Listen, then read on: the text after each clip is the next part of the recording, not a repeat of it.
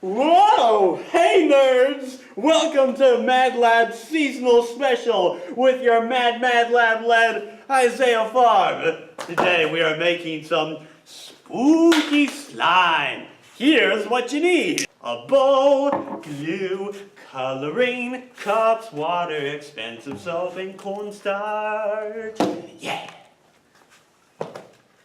Remember to always do this with safety goggles, or we will find you. Pour half a cup of shampoo into a bowl. Stir in some color or glitter, if desired.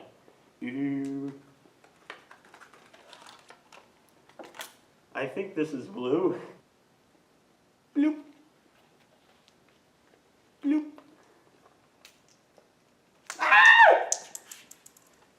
Stir everything together with a spoon. Wow! This is glossy awesomeness! Look at that! Add 2 1/4 cups of cornstarch.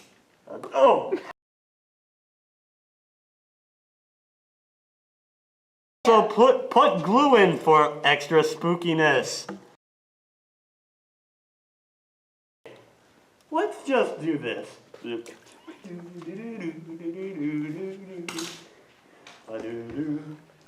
I think this is working out, Mustangs.